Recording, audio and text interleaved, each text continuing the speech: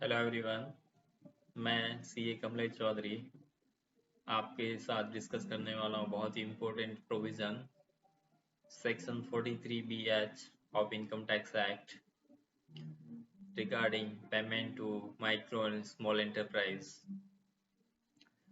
पिछले एक महीने के अंदर पूरे मार्केट में एक ही चीज़ का डिस्कशन हो रहा है जो कि है सेक्शन 43BH, जिसमें payment to micro small enterprise के बारे में बात होती है।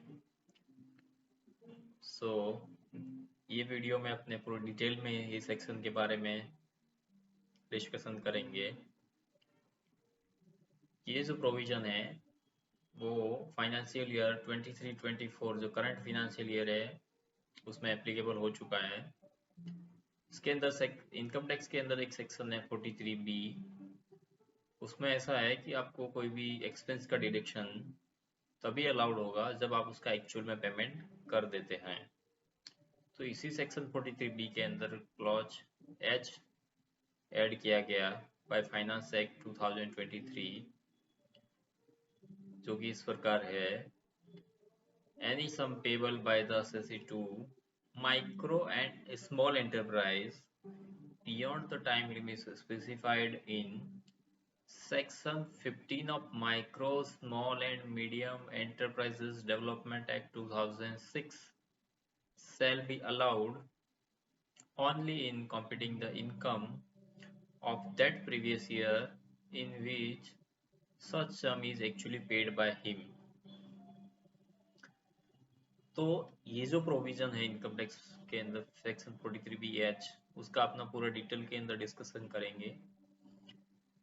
इसमें ऐसा है कि अगर माइक्रो एंड स्मॉल एंटरप्राइज को कोई पेमेंट, आप कोई भी मटेरियल परचेज कर रहे हो या फिर एक्सपेंसेस मतलब सर्विसेज अवेल कर रहे हो माइक्रो स्मॉल एंटरप्राइज से, तो उसका पेमेंट जो है वो आपको section 15 of micro small and medium enterprise development act जो है वो सेक्शन में जो टाइम लिमिट स्पेसिफाई की है वो टाइम पीरियड में आप उसका पेमेंट कर देते हो तो ही आपको वो एक्सपेंस का डिडक्शन मिलेगा। अगर आप उसका पेमेंट जो स्पेसिफाइड टाइम पीरियड है उसमें पेमेंट नहीं करते हो तो वो एक्सपेंस का डिडक्शन आपको नहीं मिलेगा और वो आपके प्रॉफिट में ऐड हो जाएगा, उसके ऊपर आपको टैक्स पे करना पड़ेगा। तो ये जो प्रोविजन है वो मेनली गवर्नमेंट ने जो माइक्रो एंड स्मॉल एंटरप्राइज है उनको जल्दी से पेमेंट मिले, इसके लिए ये प्रोविजन ऐड किया गया है। अभी अपने पूरा डिस्कस करेंगे कि माइक्रो एंड स्मॉल एंटरप्राइज क्या है, सेक्शन 15 ऑफ एमएसएमई एक्ट क्या है। तो चलिए बात करते हैं।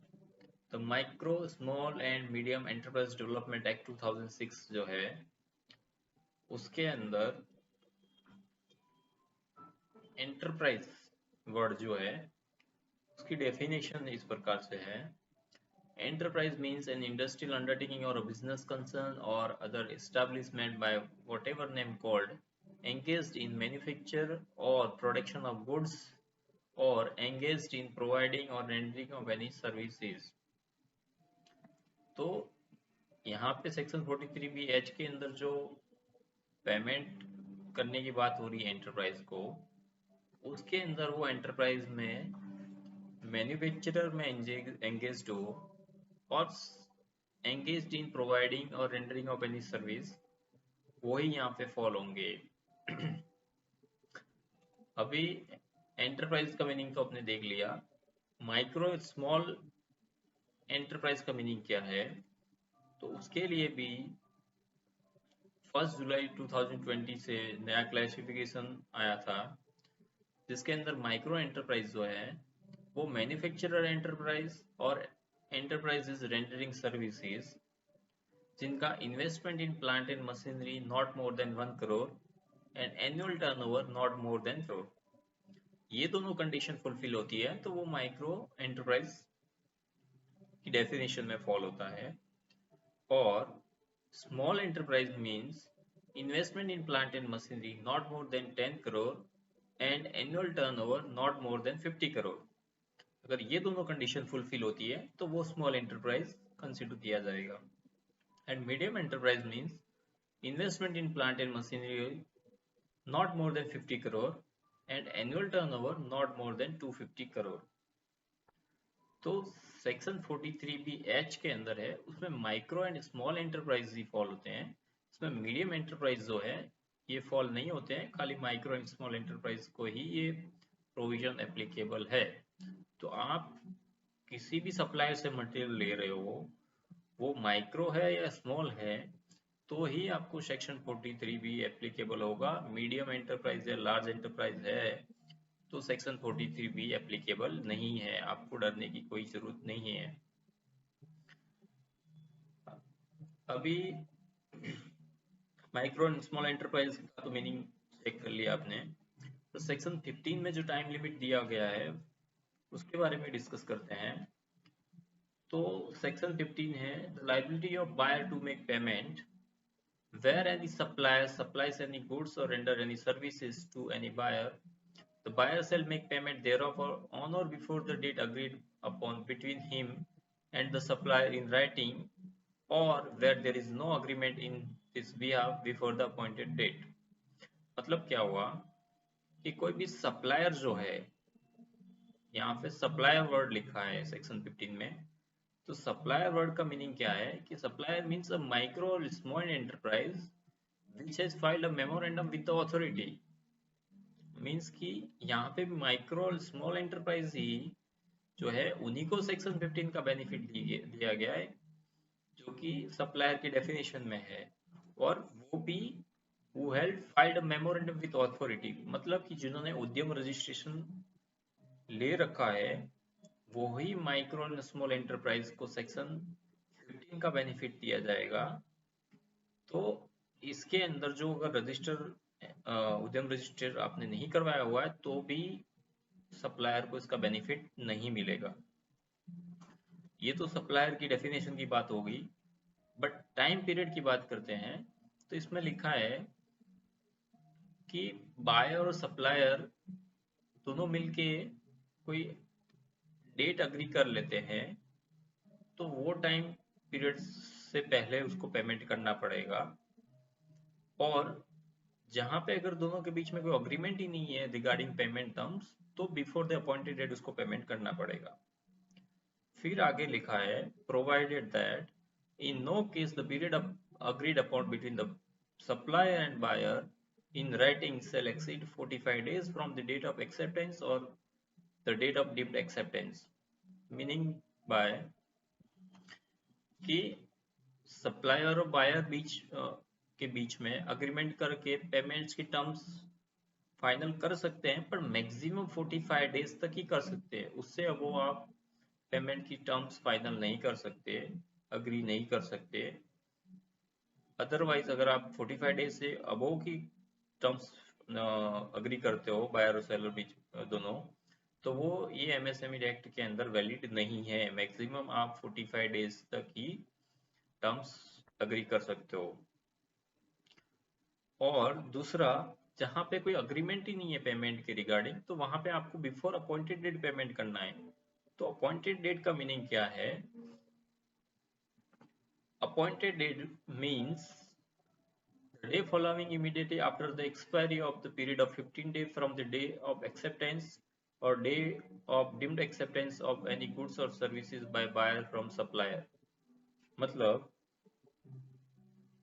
कि जहां पे कोई अग्रीमेंट नहीं है रिगार्डिंग पेमेंट टर्म्स, तो आपको अपॉइंटेड डेट पे पेमेंट करना है। और अपॉइंटेड डेट का मतलब क्या है कि आपकी जो डेट ऑफ एक्सेप्टेंस है वो डेट ऑफ एक्सेप्टेंस से 15 डेज के अंदर आपको उसको पेमेंट करना है।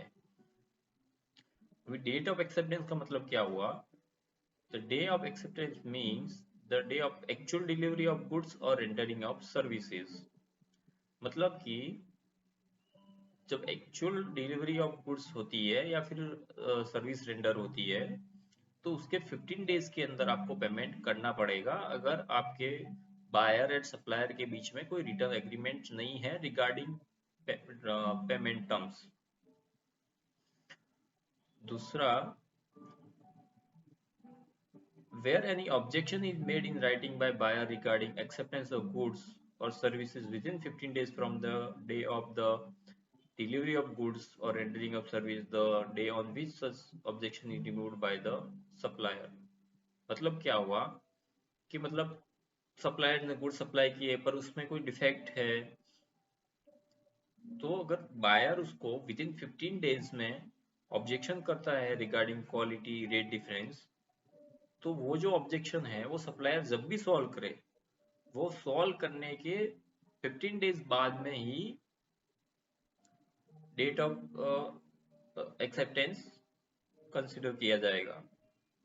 उसका मतलब ये हुआ कि सप्लायर ने गुड्स सप्लाई कर दिए और बायर ने कोई ऑब्जेक्शन किया है, तो जब सप्लायर ऑब्जेक्शन को सॉल्व कर देगा उसके बाद में ही उसका अपॉइंटेड डेट के लिए 15 डेज का टाइम पीरियड कैलकुलेट किया जाएगा।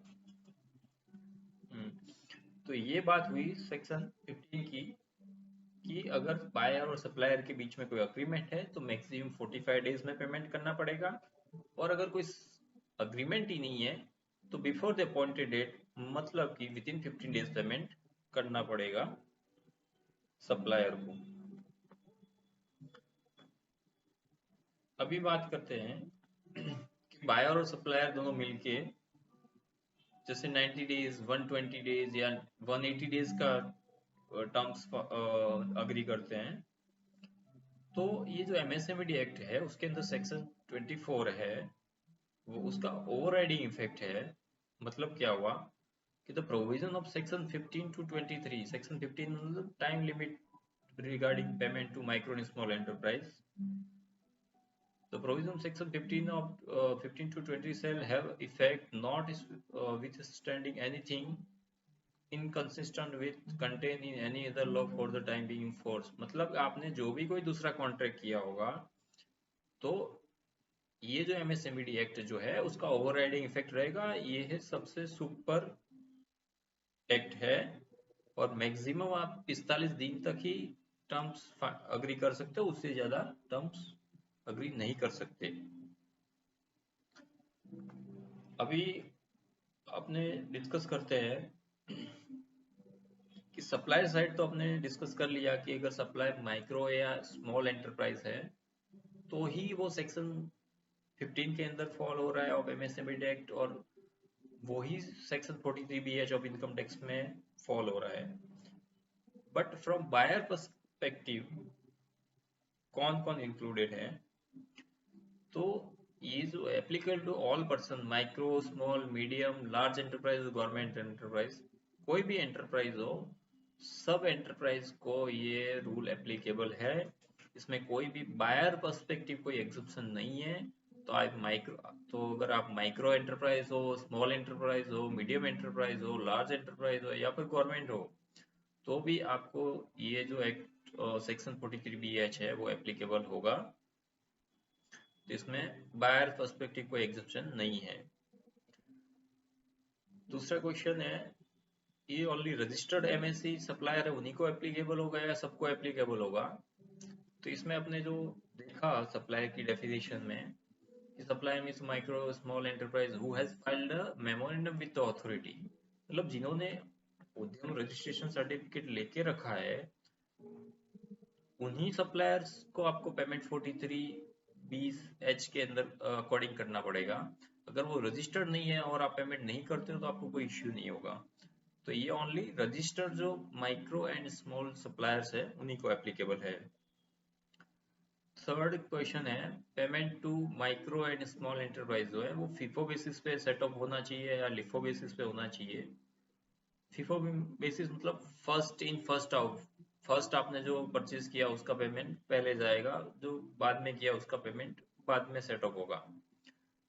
तो according to my perspective FIFO basis के अकॉर्डिंग ही पेमेंट को एडजस्ट किया जाना चाहिए कि जो परचेज आपने पहले किया है उसका पेमेंट आपको पहले करना पड़ेगा, क्योंकि जो लास्ट में आप परचेज कर रहे हो तो उसका सबसे लास्ट वाला पेमेंट सेटअप होगा। तो फीफो बेसिस ही फॉलो करना एडवाइजेबल है। नाउ डिस्कस करते हैं कि expense incurred and paid with in the same financial year irrespective of the credit period वो आपको अलाउड हो जाएगा। मीनिंग क्या हुआ कि मान लीजिए आपने 15 जून 2023 को मटेरियल परचेज किया और उसका पेमेंट आपने 9 दिसंबर 2023 को कर दिया, जो 177 डेज हो रहे हैं, तो भी उसका डिडक्शन आपको फिनेंशियल ईयर 23-24 के अंदर ही मिल जाएगा, based on payment basis. Payment basis क्यों? क्योंकि 15 जून से आपका सेक्शन 15 के हिसाब से 15 डेज या 45 डेज का जो टाइम है, उससे ज्यादा डेज हो गए, 177 डेज हो गए, तो यहाँ पे आपको अक्रूवल बेसिस पे नहीं मिलेगा, पेमेंट बेसिस पे मिलेगा। बट वो भी 23-24 के अंदर ही एक्सपेंस मिल जाएगा, क्योंकि उसका पेमेंट आपने 23-24 के अंदर कर दिया है। नेक्स्ट लेते हैं कि जिस परचेज आपने 8 जनवरी 2024 को किया और उसका पेमेंट 23 जनवरी 2024 को कर दिया, मतलब विद इन 15 डेज कर दिया है, तो ये आपने जो एमएसएमई एक्ट की सेक्शन 15 है उसके अकॉर्डिंग 15 डेज में पेमेंट कर दिया है, तो आपको उसको अक्रूवल बेसिस पे या उसका डिडक्शन फिनेंशियल ईयर 23-24 के अंदर ही मिल जाएगा। थर्ड एग्जांपल लेते हैं। मान लिया आपने 2 लाख का कोई मटेरियल परचेज किया 15 सितंबर 2023 को, उसमें से 1 लाख का पेमेंट आपने 10 मार्च 2024 को कर दिया, तो उसमें भी 177 डेज हो रहे हैं। बट 1 लाख का पेमेंट आपने सेम फिनेंशियल ईयर में ही कर दिया है, तो उसका डिडक्शन आपको 1 लाख का डिडक्शन आपको सेम फिनेंशियल ईयर 23-24 के अंदर पेमेंट बेसिस पे मिल जाएगा।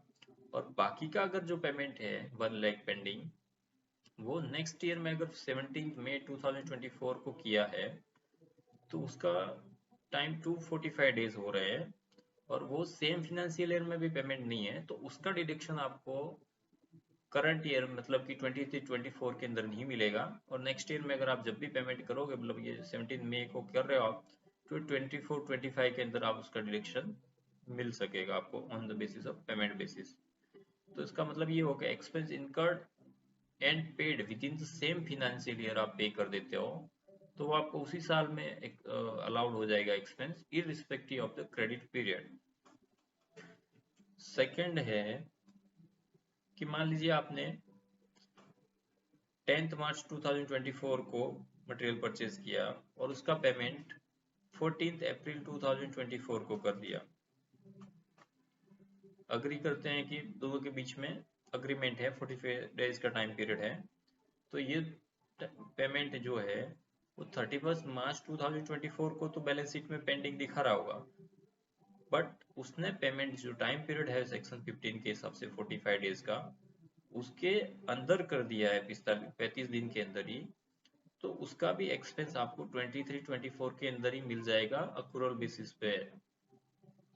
तो expense incurred in financial year paid in next financial year with in credit period of 15 और 45 डेज, सो वो एक्सपेंस आपको सेम फिनेंशियल ईयर में डिडक्शन मिल जाएगा जिस साल में आपने उसको एक्सपेंस इनकर किया है। नेक्स्ट एग्जांपल लेते हैं। मान लीजिए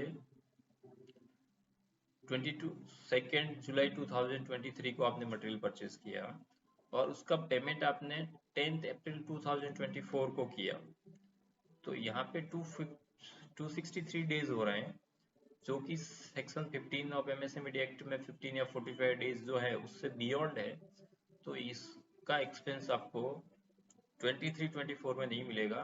अपने पेमेंट 10 अप्रैल 2024 को किया है, तो ये 2024-25 फिनेंशियल ईयर है, उसके अंदर आपको इसका डिडक्शन मिलेगा। एंड नेक्स्ट एग्जांपल है 17 जनवरी 2024 को मटेरियल परचेज किया और आपने 15 जुलाई 2024 तक उसका पेमेंट ही नहीं किया है, तो उसका डिडक्शन आपको 23-24 में नहीं मिलेगा। और आप जब भी नेक्स्ट ईयर में उसका पेमेंट करोगे 24-25 में, तो फिनेंशियल ईयर 24-25 में उसका डिडक्शन मिल सकता है आपको। तो expense incurred in financial year paid in next financial year beyond credit period of 45 days or 15 days, expense which be disallowed in the current financial year, that is 23-24, and allowed in next financial year in which you have made payment to the suppliers. Next जो है कि किसी supplier से आपने material purchase किया और वो supplier बोल रहा है कि मैं माइक्रो में हूँ या स्मॉल में हूँ, तो आप उस पर रिलाई कर सकते हो।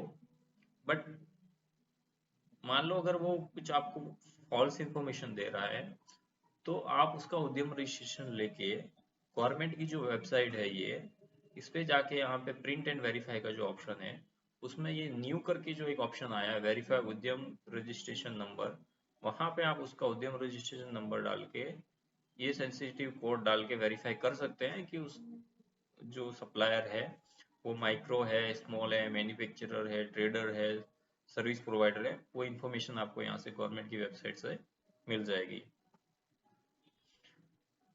नंबर नेक्स्ट है कि ट्रेडर्स ये प्रोविजन में इंक्लूड है कि नहीं है। तो उसके लिए ये एक ऑफिस मेमोरेंडम आया था 1 सितंबर 2021 में, जिसमें ये था कि the retail and wholesale traders have been included as MSME, allowing them to be registered on Udyam registration portal, and the benefit to retail and wholesale trade MSME are to be restricted to priority sector lending only। मतलब traders जो है उनको उद्यम registration लेने के लिए allow किया था, but only for the purpose of priority sector lending only. उन and any other benefit including provision of delay payment of MSMED act 2000 are excluded. मतलब कि जो सेक्शन 15 में डिलेड पेमेंट रिलेटेड जो प्रोविजन का बेनिफिट है वो ट्रेडर्स को अलाउ नहीं है। मीन्स कि ट्रेडर्स को अगर आप पेमेंट लेट करते हो तो भी आपको कोई इश्यू नहीं होगा, क्योंकि ये सेक्शन 43BH एप्लीकेबल ही नहीं होगा ट्रेडर्स को, क्योंकि ट्रेडर्स को ओनली उद्यम के लिए, only for priority sector lending के लिए इंक्लूड किया है। बाकी उनको कोई दूसरा MSME का बेनिफिट नहीं मिलेगा। नेक्स्ट है terms mention on the invoice treated as agreement. Means कि आप बिल में ही अगर पेमेंट्स की टर्म्स मेंशन कर देते हो तो वो वैलिड है या नहीं है। वो वैलिड है बिकॉज MSME एक्ट के अंदर ऐसा स्पेसिफिक कोई अग्रीमेंट रिगार्डिंग कोई मेंशन डेफिनेशन मेंशन नहीं किया गया है। तो आप अगर इनवॉइस में भी मेंशन कर देते हो तो वो एक वैलिड एग्रीमेंट है और उसके अकॉर्डिंग आप पेमेंट कर सकते हो। मैक्सिमम 45 डेज है, उससे ज़्यादा आप टर्म्स अग्री नहीं कर सकते। नेक्स्ट, GST कंपोनेंट भी disallow due to non payment to MSME। Means कि आपने कोई मटेरियल परचेज किया, उसका एक्सपेंस बुक कर दिया और उसका GST आपने क्लेम कर लिया, और मान लो कि आप वो माइक्रो एंड स्मॉल एंटरप्राइज और उसको आपने उसको पेमेंट नहीं किया, तो उसमें GST कंपोनेंट भी आपका डिसेल होगा क्या? तो उसमें ऐसा है कि GST कंपोनेंट आप एक्सपेंस क्लेम नहीं कर रहे हो, तो आप एक्सपेंस ही क्लेम नहीं कर रहे हो तो GST कंपोनेंट आपका डिसेल नहीं होगा, ओनली जो एक्सपेंस क्लेम किया है वो ही आपका डिसेल होगा। नेक्स्ट है MSCs who are registered in Udyog Aadhaar Memorandum or EM2 will be considered as registered MSCs। Means के जो पहले पुराने टाइम पे उद्योग आधार जो था और EM2 जो था MSME रजिस्ट्रेशन के लिए, वो भी वैलिड है क्या सेक्शन 43BH के लिए? तो ये वैलिड नहीं है, क्योंकि उद्यम रजिस्ट्रेशन EM पार्ट 2 जो था रजिस्ट्रेशन का वो was only valid up to 30th जून 2022। तो ये डेट के बाद में ये वैलिड ही नहीं है, तो ये जो है वो कंसिडर एज नॉट रजिस्टर्ड। सो अगर आपको इसका बेनिफिट लेना है तो उद्यम रजिस्ट्रेशन लेना आपको कंपलसरी है, पुराने रजिस्ट्रेशन से इसका बेनिफिट आपको नहीं मिलेगा। नेक्स्ट है interest payable to micro small enterprise for delay payment disallowable as a deduction under the income tax act. हाँ, तो इसमें ऐसा है कि आप अगर आप MSC को पेमेंट डिले कर रहे हो तो उसके ऊपर जो इंटरेस्ट पे करना होता है वो भी इनकम टैक्स में डिडक्टिबल एक्सपेंस नहीं है। नेक्स्ट है will section 43BH apply to fees payable to a CA firm? Yes, because CA firm may be registered as a micro small enterprise in terms of specified turnover investment by applying for a उद्यम registration. तो CA firm भी अगर उद्यम registration ले लेती है तो वो एज अ सर्विस प्रोवाइडर इसकी डेफिनेशन में आ जाएगा और वो सेक्शन 43BH के अंदर फॉल हो जाएगा, तो उसको भी पेमेंट आपको as per section 15 of MSME act करना पड़ेगा। to claim the expenditure. Next है कि हमने ये सब डिस्कस कर लिया कि एमएसएमई को पेमेंट 15 डेज 45 डेज में करना है, ये है वगैरह। अगर पेमेंट नहीं करते तो उसका क्या इम्पैक्ट आता है। तो impact of non payment on time to micro and small enterprise, इसके लिए मान लीजिए 31 March 2024 outstanding for more than 15 days और 45 days shall be added to your profit and need to pay tax on that total income. मतलब कि 31 March 2024 को आपके जो भी क्रेडिट्स आउटस्टैंडिंग होंगे, जो 15 डेज या 45 डेज से ज़्यादा के हैं और माइक्रो एंड स्मॉल एंटरप्राइज है, मैन्युफैक्चरर एंड सर्विस प्रोवाइडर है, तो वो जो आपने अगर पेमेंट उनको नहीं किया होगा तो वो आपका जो प्रॉफिट है उसमें ऐड हो जाएंगे और उसके ऊपर आपको टैक्स पे करना पड़ेगा। लाइक एक एग्जांपल से समझते हैं कि आपने आपका प्रॉफिट 25 lakhs है और non payment to micro and small enterprise 1 crore rupees है आपका, तो आपकी टोटल इनकम 1 करोड़ 25 लाख हो जाएगी for making payment of income tax. मतलब इनकम टैक्स का पेमेंट करने के लिए आपका प्रॉफिट प्लस आपने जो MS micro and small enterprise को पेमेंट नहीं किया है वो आपके प्रॉफिट में ऐड होके आपको इनकम टैक्स उसके ऊपर पे करना पड़ेगा। और ये जो 1 करोड़ का आपका जो ऐड होगा वो अगर नेक्स्ट ईयर में आप पेमेंट कर देते हो तो उसका डिडक्शन आपको नेक्स्ट ईयर में मिल जाएगा। तो अभी एक समराइज वे में अपने समझते हैं कि ये सेक्शन 43BH क्या है। तो इसमें आपको सबसे पहले चेक करना है कि सप्लायर जो है वो रजिस्टर्ड है या नहीं है। अगर सप्लायर रजिस्टर्ड ही नहीं है उद्यम के अंदर तो ये सेक्शन 43BH उसको एप्लीकेबल ही नहीं है। दूसरा, अगर सप्लायर रजिस्टर्ड है तो वो एज ए मैन्युफैक्चरर और सर्विस प्रोवाइडर रजिस्टर्ड है या फिर एज ए ट्रेडर रजिस्टर्ड है। मान लीजिए अगर वो उद्यम पोर्टल पे एज ए ट्रेडर्स रजिस्टर्ड है तो भी सेक्शन 43BH एप्लीकेबल नहीं होगा, क्योंकि सेक्शन 15 के अंदर जो सप्लायर की डेफिनेशन है उसमें only manufacturer and service provider he include है, ट्रेडर्स इंक्लूड नहीं है। इसकी वजह से सेक्शन 43BH एप्लीकेबल नहीं होगा। अभी मान लीजिए कि मैं उद्यम पोर्टल पे रजिस्टर है, मैन्युफैक्चरर है और सर्विस प्रोवाइडर है, उसमें अगर वो मीडियम एंटरप्राइज है मीन्स कि उसका टर्नओवर 50 करोड़ से ऊपर है तो उस केस में भी मीडियम एंटरप्राइज को भी सेक्शन 43BH एप्लीकेबल नहीं है। Only micro and small enterprise है तो उसी को ये एक्ट एप्लीकेबल है। तो इन शॉर्ट, माइक्रो और स्मॉल एंटरप्राइज हो जो मैन्युफैक्चरिंग करता हो या सर्विस प्रोवाइड करता हो और जो उद्यम पोर्टल पर रजिस्टर्ड हो तो उसको सेक्शन 43BH हिट होगा। तो ये आपको ध्यान रखना है।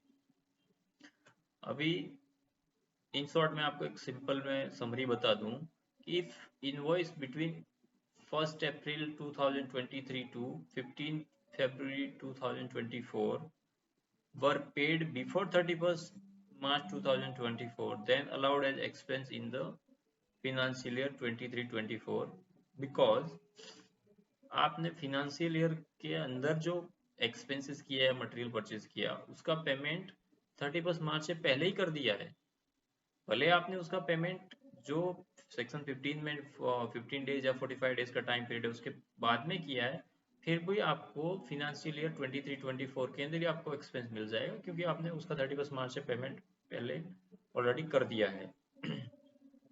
सेकेंड है, if invoice between 16 February 2024 to 31st March 2024 were paid within 45 days then allowed as expense in the financial year 23-24 means कि 16 फरवरी से ले 31 मार्च 2024 के बीच के जो भी इनवॉइसेस है तो उसका पेमेंट भी आप 15 डेज या 45 डेज में कर देते हो। भले आपने पेमेंट उसका नेक्स्ट ईयर 24-25 में किया हो बट 15 डेज या 45 डेज में कर दिया है तो भी उसका एक्सपेंस आपको अक्रूवल बेसिस पे 23-24 के अंदर ही आप उसका एक्सपेंस क्लेम कर सकते हो। बट अगर आपने जो इनवॉइसेस है 16 फरवरी से लेके 31 मार्च 2024 के वो पेमेंट नहीं किया है within due date then allowed as expense in the year of payment only. It means if purchase invoice dated 31st March 2002 paid in June 2024, then such purchase will be allowed as expense in next financial year, that is 24-25, and not in 2023-24. तो ये main summary है इसकी. Thank you. Please like and share this video. Thank you.